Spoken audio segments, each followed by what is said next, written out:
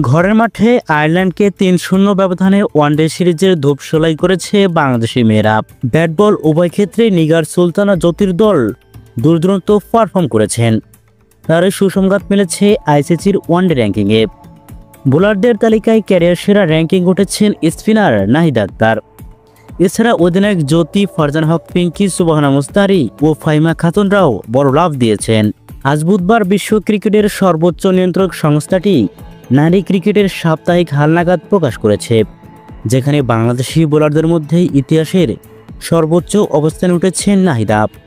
One day বোলারদের তালিকায় ৩ ধাপ এগিয়ে তিনি ৭ম স্থানে উন্নতি হয়েছে। গত মার্চে প্রথম কোনো বাংলাদেশি হিসাবে সেরা 10-এ ঢুকেছিলেন নাহিদা। এবার বাঁহাতি স্পিনার পৌঁছলেন ক্যারিয়ার সেরা অবস্থানে। আয়ারল্যান্ডের বিপক্ষে এক তুচ্ছ আধিপত্য দেখানো সিরিজে ৩ ম্যাচ ৬টি উইকেট শিকার করেছেন নাহিদা। একইভাবে সিরিজের সর্বোচ্চ 7 উইকেট নেওয়া তুলনামূলক সুলতানা খাতুন দিয়েছেন বড় লাভ।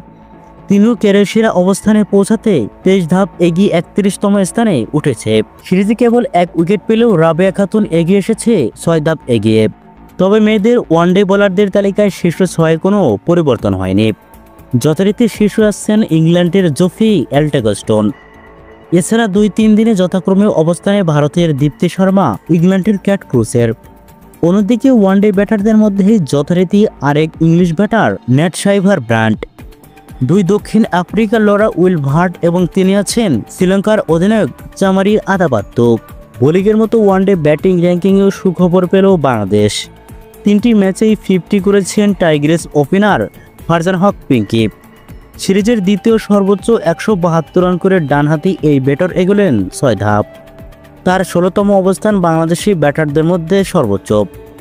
এই সিরিজ দিয়ে দলে ফিরেছেন শারমিন সুপ্তা। সিরিজ সেরা ব্যাটিং করেছেন 211 রান। 43তম স্থান নিয়ে র্যাঙ্কিংয়ে ফিরছেন এই টপ অর্ডার ব্যাটার। এছাড়া টাইগ্রেস অধিনায়ক জ্যোতি এগেছেন 11 ধাপ। সিরিজের 86 রান করা এই ডানহাতি ব্যাটারের র্যাঙ্কিংয়ে বর্তমান অবস্থান 28তম। আরেক টপ অর্ডার ব্যাটসম্যান সুবহানা মুস্তারি এগোলেন 12 ধাপ। 92তম স্থানে আছেন তিনি।